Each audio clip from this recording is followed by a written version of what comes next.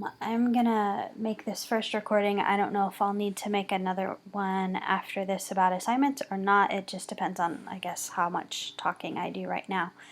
But I wanted to point out some things and then just go over some of the information with you. So first of all, our writing warm-up, if you want to do that, is kind of a fun exercise.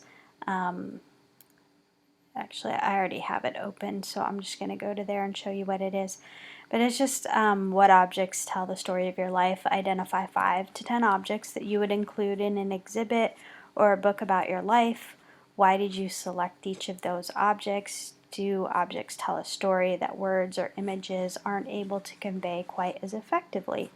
So it's just kind of a fun exercise for you to do if you want to.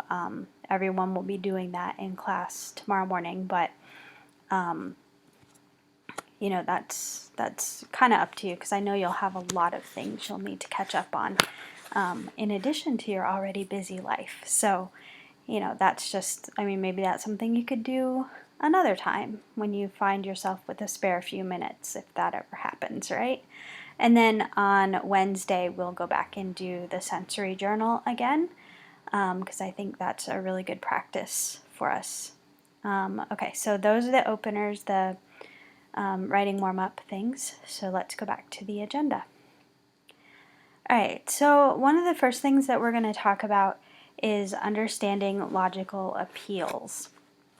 And that's because that has some terminology that we'll be using throughout the course, some things that will come in useful as you're thinking about your projects. And I created this drawing that looks like a kindergartner did it, and that's just because it's really hard to do this with just my mouse, which is just a trackpad. It's not even an actual mouse. So anyway, we're going to talk about logos, pathos, and ethos, or pathos and ethos. I use pathos and pathos. There's no rhyme or reason to that. But these are things that we consider as part of the rhetoric, the overall field of rhetoric. And rhetoric meaning the art of communicating well. And in our case, particularly communicating in writing well. So we look at these Greek terms and we talk about what they are. So logos is logic. It's how do you logically structure anything you're trying to communicate so that one point flows to the next and everything is supported the way it needs to be. Think of it like you're trying to convince your children to eat green beans. Good luck with that. Green beans are icky. But in any case, you're trying to convince your children to eat green beans, and you're talking to them about the logic of why green beans are healthy, why it's good for them to eat them, why it's good for them to challenge their taste buds, you know, all the logical appeals that you go through. And then you might get into the pathos or pathos as well. Pathos is where you create the connection with your audience. So usually we think of that in terms of your emotional connection or your feeling connection. Like you want to get into your audience, not just their minds, but kind of their beings as well, their feelings, their values, and that's where we get into pathos. And then ethos is actually where you create the believability, the credibility for yourself as the communicator. So, you know, as the mom, you have the authority and the credibility to convince your children to eat their green beans. And sometimes you get emotional about that and you try to convince them that, you know, they're going to be better people and stronger people, and you try not to get angry with them because they won't eat what they're supposed to eat, but you convince them through a combination of logos, pathos, and ethos. So we take those into account in anything we're writing, whether it's persuasive writing or just writing, you know, an email. or a text message. We do a lot of that subconsciously, but when we're writing for an English class or any other class where we have these more contrived assignments that we have to complete, we have to be more intentional about our logos, pathos, and ethos. So when we do that, when we consider logic, when we consider emotion and connection, and when we consider authority and credibility, we come to this middle part, which is where we have what we're trying to communicate and how we can best communicate it. So you can think of this inside the triangle as the text, as the voice, as the media and design, and those other pieces that we have to take into account before and during our writing process. So that's a quick overview, and it's really not a very long section in your textbook. It's actually just on pages 78 and 79 that talks about understanding logical appeals, which is just a brief introduction. So if you have any questions about that, of course, just let me know. So we'll say goodbye to that for now. If you look then on page 80 in your book, you'll see some information about writing a rhetorical analysis. Now, we're not going to write a rhetorical analysis, but we are going to look at this information in the textbook, and we're going to look at this short essay, this short piece, Hardscrabble Salvation, and the rhetorical analysis that's already been done of that on pages 83 through 85.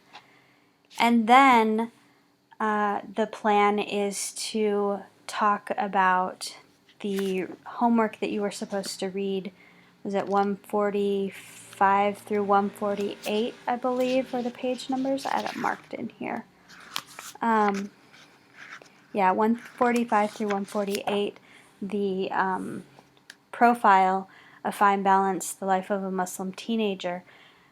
We were going to, since everyone should be reading that for homework, we were going to do the rhetorical analysis questions as a discussion and talk about the different pieces that we understand from this piece.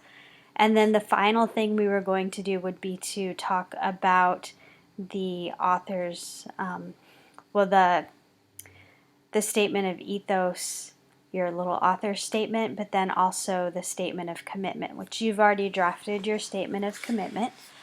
And I will put comments on there since you won't be in class to do the little workshop that we're going to do that will introduce how we'll be doing our writing workshops this semester.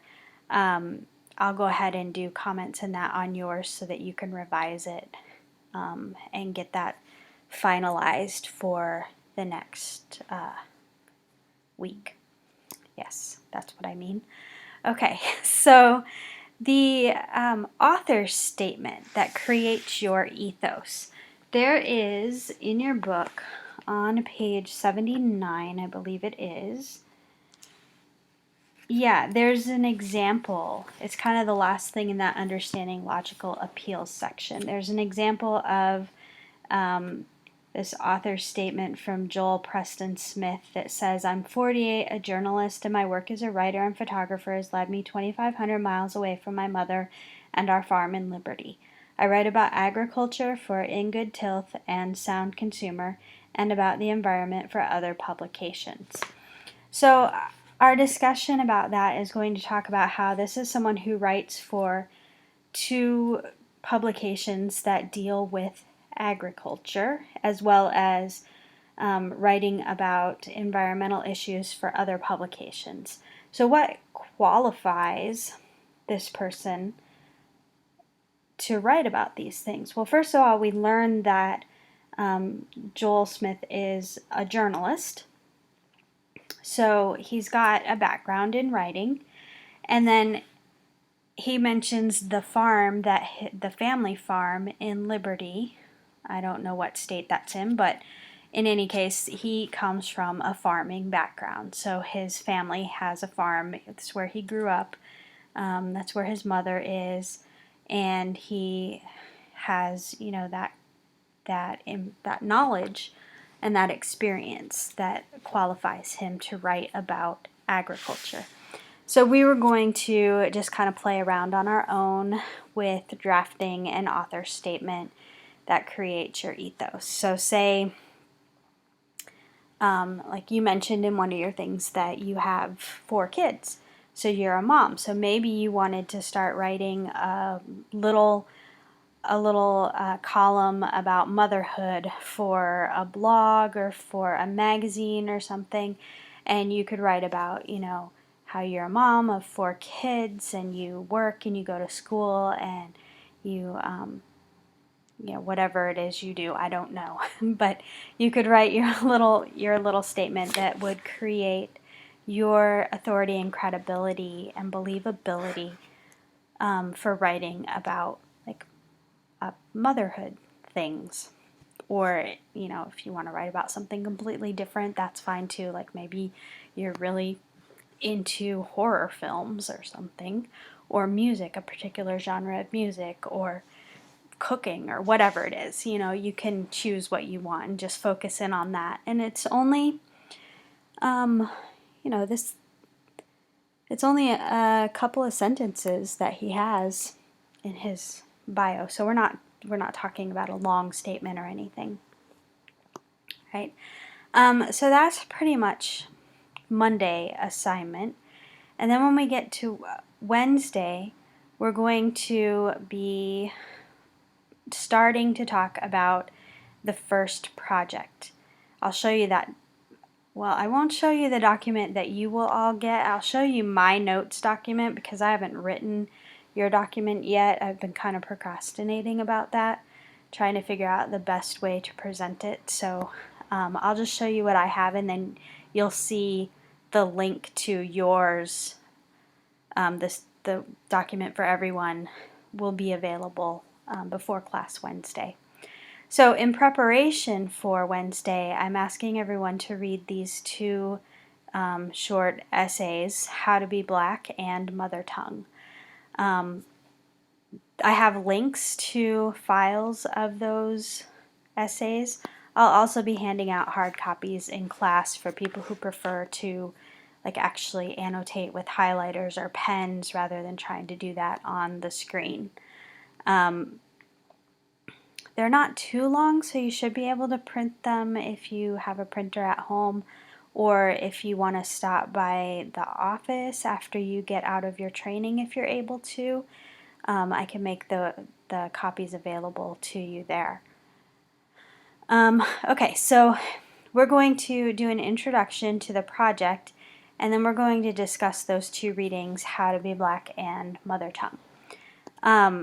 And we might not do everything quite in this order. I haven't quite decided that yet. But our big question that we're going to be asking for both of those pieces is, what does it mean to be? And then we'll fill in that be with something. So I'll be asking everyone as they read the pieces, as we discuss them, to talk about I guess the descriptors that we can use for the people in these pieces. So just to give you an example of what we're looking at. So this is written by Baratunde Rafiq Thurston, who is an African-American man who is a comedian and has written a book called How to Be Black, and this is an excerpt from the first chapter, Where Did You Get That Name? And it's because he's a comedian, you can tell he's rather humorous, but it's also serious as well. And he talks about how people have treated his name, Baratunde, and the reactions he's got, and the criticisms and the compliments and all of that stuff. And one of the things that we might ask from this like what does it mean to be? We might, just start off with the very basic. What does it mean to be a black man in America in 2019?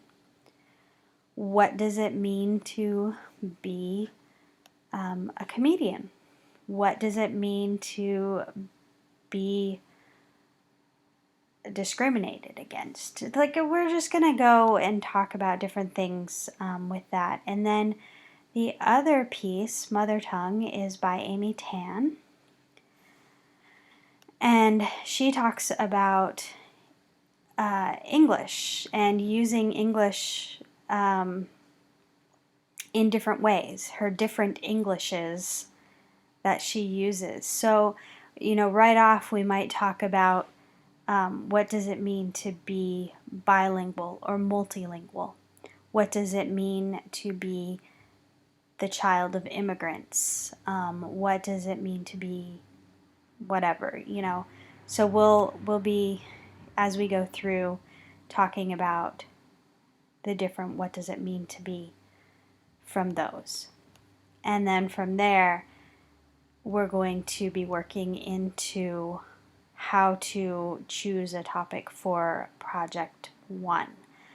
But we won't really be working on choosing the topic until next week. That's actually going to be Monday's goal, is choosing a topic and getting ready for research, because research will be on Wednesday. So let me take you into my secret folder. Let's just go here. Why are you not taking me where I want to go?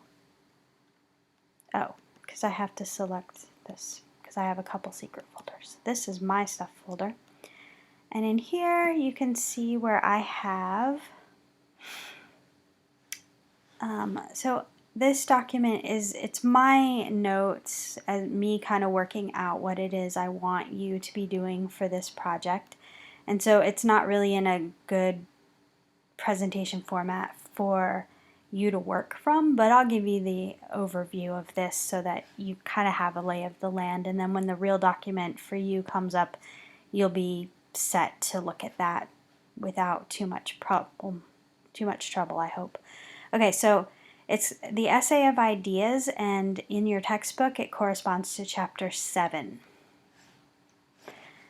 The purpose is to describe, illustrate, and define a concept. So we'd be looking at concepts such as like bi or multilingualism,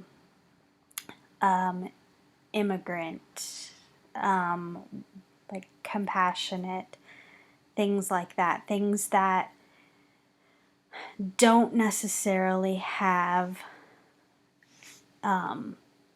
a straightforward definition, because we're going to be creating definition. So we're going to be doing some synthesis, some putting together of text, audio, video, image, personal experience, and any other kinds of sources that we might come up with.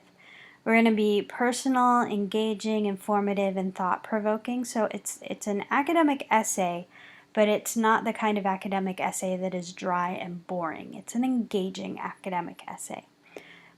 So by academic essay, what I'm meaning is that we're going to be providing evidence and support and documentation, but we're still going to be writing in a way that would be accessible to, the general audience.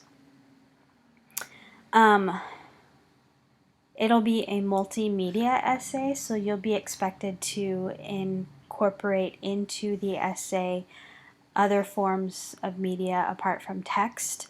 So audio recording, maybe video, a link to a video, or embedding the video if you can do that, which we'll talk about how to do some of that. Adding in pictures or infographics or advertisements or artwork, or however, whatever comes up for the topic that you're choosing. And then it needs to be 6 pages of text, so that doesn't include any pictures and things, but the actual text itself. Your font needs to be approved by me before you decide on it. It has to be size 12. It has to be double spaced. You'll use MLA in text and works cited documentation, which we'll talk about in class later on. Don't worry about that right now. We're going to have a little personal narrative. Oops, I did not type all the part of the word there. So we'll be writing some personal narrative. We'll be working on a bare bones annotated bibliography, but again, don't worry about these things. These are things that will come up later, and they'll be explained better in the student version of this document. And then your big main piece will be that multimedia essay of ideas. And it's going to have the sources. You're going to talk about your sources and how they represent your concept. You're going to include personal experience through narrative writing, storytelling. You're going to show how your sources come together and how they contradict or challenge each other in their representations of the concept. And so I have this example question of what does it mean to be an American in 2019? Because we hear a lot about, well, go back to your country, or you don't belong, or you're not a real American. And so the question we need to ask is, well, what is an American? What does it mean to be an American in 2019? And looking at the ways that that's defined, and looking at how those definitions share some of the same things, but how they differ as well. And then you're going to create your own definition that's an extended definition, a minimum of 3 paragraphs of this particular concept. So maybe, of what it means to be an American in 2019. You're going to support it with your sources, and you're going to answer the inquiry question that you're asking. What does it mean to be an American in 2019? And then I have this essay here of an extended definition, which is I think it's 3 paragraphs actually, 2 or 3 paragraphs, of the meaning of home.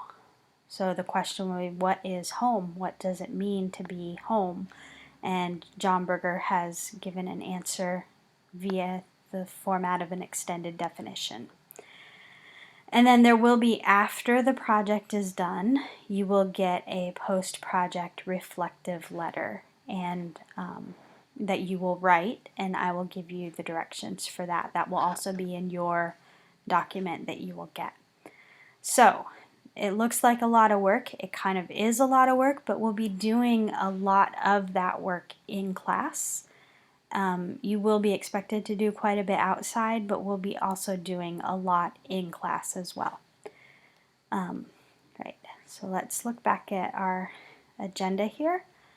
Okay, so we're going to intro that project. We're going to discuss those readings and talk about, what does it mean to be, and different things that will give people kind of a spark to be thinking about as they get ready to choose a topic. And then the homework of the writer's notebook, there are 12 options on page 188 and 189, and I'm asking you to choose 4 of those to write about over the week between Wednesday and Monday. Ideally, people will choose the ones that seem most related to our project after they've seen the assignment, but really any of the 12 would be fine. And the other thing that we'll be doing in class on Wednesday is a workshop on the commitment statements, and so I will have a little set of guidelines on what we're going to be doing during that workshop, and each student in your writing group, which will be probably 4 people total. Some groups, at least one group, might have 5, but you will Excuse me, I have to yawn. Sorry about that. So the groups will be presenting each person will present their draft of the commitment statement, and then the groups will talk about what is good in the commitment statement and what might need to be revised to make it better, what might need to be added, that kind of stuff. And it'll just be a short workshop as kind of a light jumping into writers' workshops in our class. And then this link is just still the link to the textbook company for anyone who still needs a textbook, which hopefully everyone has it by now, but just in case. All right, so that's your basic overview of the week, and it should give you a lot to think about and some things to try doing. So, let me know, of course, if you have any questions, and I will try to get back to you as soon as I can. I don't think that I need to make another video, so this should be the only one for you, but also check your commitment statement draft. Not tonight, but possibly tomorrow afternoon or Tuesday, and see what comments I've left for you on that. All right, so let me know if you have any other questions, but have a good time at your training, and we'll look forward to seeing you back next week.